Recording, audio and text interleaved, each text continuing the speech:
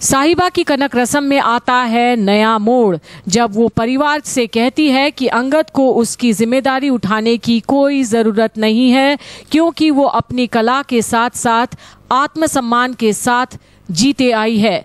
और अब रबज्योत साहिबा को तंज कसती है कि जब वो इतने सालों से पैसे कमा रही है और उसको अपने कला पर इतना गुरूर है, तो फिर वो अंगद से ब्याह क्यों करी, क्यों वो उनके घर में टपक पड़ी है, अपना खर्चा खुद क्यों नहीं उठा लेती। पर साहिबा जवाब देती है कि किस्मत उसे वहां लेकर जरूर आया है, पर वो किसी के भी पैसों में पलने वाली नहीं है। और बोलती है कि रही बात ब्याह की, तो उसने ये शादी सिर्फ और सिर्फ अपने मम्मी पापा की इज्जत के लिए की है।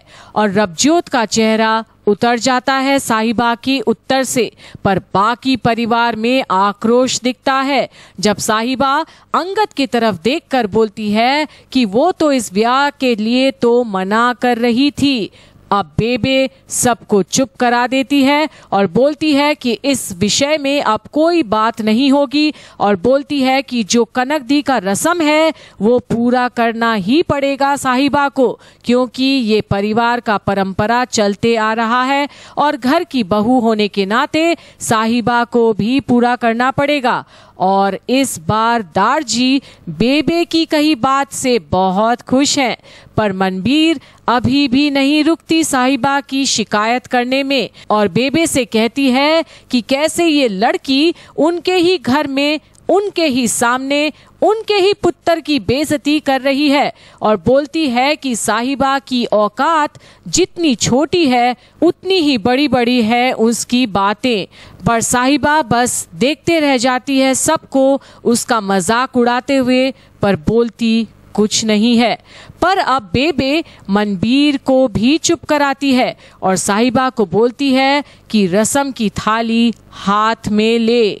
पर अब साहिबा बेबे को भी चौंका देती है जब वो बोलती है कि वो नहीं लेगी थाली, और बोलती है कि उसके पापा हमेशा बोलते थे कि जिस रिश्ते में मान सम्मान ना हो वो रिश्ते की बुनियाद खोखली होती है।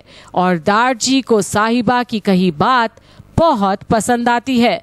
जब साहिबा आगे बेबे से कहती है कि एक बार के लिए प्यार हो ना हो, पर जिस रिश्ते में एक दूसरे के लिए इज्जत ही ना हो, तो वो रिश्ता रेत की महल की तरह ढह जाता है। और बोलती है कि चाहे कितने ही रस्में नहीं की जाए, पर अंगद से उसका रिश्ता कभी नहीं बन सकता। और अंगद से लेकर सब हैरान हैं साहिबा की बातें सुनकर। पर अब साहिबा आगे बोलती है कि जिस दिन उसे अंगद के मन में उसके प्रति इज्जत दिखेगी, तभी ये रस्म साहिबा खुशी खुशी कर लेगी।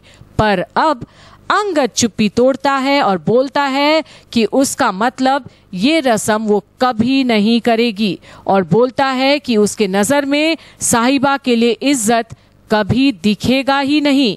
और गुस्से से अंगद जाने वाला होता है जब कनकदी रस्म की थाली गिरने वाली होती है और साहिबा बस ऐन मौके पर पूजा की थाली को बचा लेती है और थाली सीधे उसके आंचल में जा गिरता है, और एक तरह से वो अंगद के हाथ से थाली ले लेती है। अब ये देख बेबे रब की शुक्र अदा करती है कि ना चाह के भी रस्म पूरी हो गई है, और बोलती है कि ऊपर वाले की खेल भी कम नहीं। और साहिबा के हाथ थाली देख सबके अलग अलग अंदाज होते हैं, और गुरलीन तो बहुत खुश है और बोलती है कि कोई बहाने से ही सही रस्म तो पूरी हो गई है ना। और इस बार दारजी हाथ जोड़कर कहते हैं कि सब गुरु महाराज की कृपा है, और बेबे भी बेहद खुश दिखती है, और जसलीन को भी चमत्कार से कम नहीं लगती ये सब, और वो भी हाथ जोड़ती है। और अंगद और साहिबा एक दूसरे को बस देखते ही रह जाते हैं, पर मनबीर गुस्से में है।